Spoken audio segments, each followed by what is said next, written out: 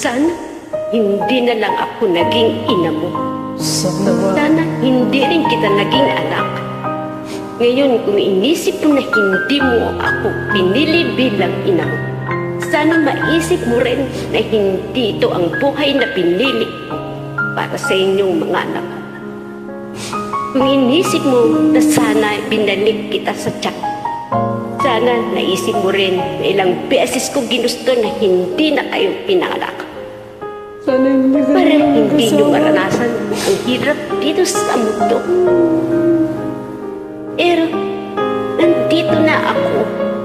Nandyan kayo. Kahit nandito na ako. Saan man lupalok ng mundo, dito dala-dala ko. Ang obligasyon ko sa inyo na bigyan ko kayo ng magandang buhay dahil magulang. Hindi mo ako naintindihan. Hindi ko hiningi lahat-lahat ng yun. Pusa mong ibinigay yun. Dahil mahal ko kayo. Dahil mahal ko kayo. Hindi mo kami mahal. Ngayon, sabihin mo sa akin. Sinabi mo hindi kita maiintindihan. Bakit, Carla? Ako ba iniintindi mo kahit di minsan? Hindi. Sarili mo lang ang iniintindi mo. Sana kahit minsan, binigyan mo ang halaga ng lahat ng paghihirap ko sa inyo, lahat ng sakripisyo ko sa inyo. Sana tuwing uminom ka ng alak, habang hinihit mo ang sigarilyo mo, at habang nilulustay mo ang perang pinadala ko, sana maisip mo rin kung ilang beses pagkain na tinis ko hindi ka para lang makapagpadala ako ng malaking pera dito.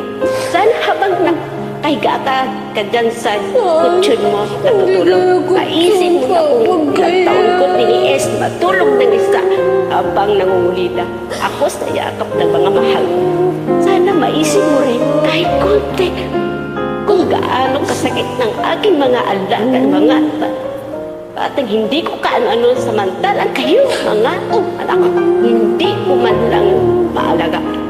Alam mo ba kung gaano kasakit yun isang ina? Alam mo ba gaano kasakit yun?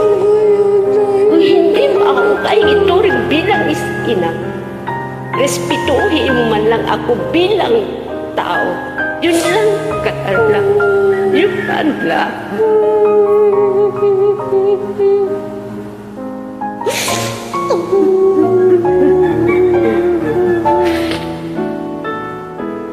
Ang Carla, nilig ko sa...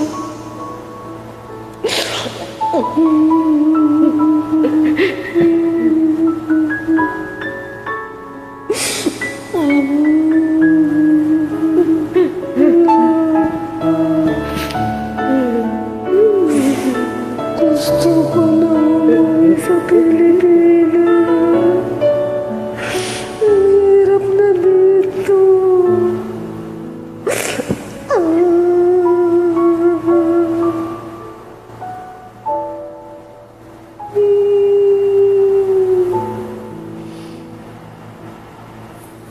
Wow.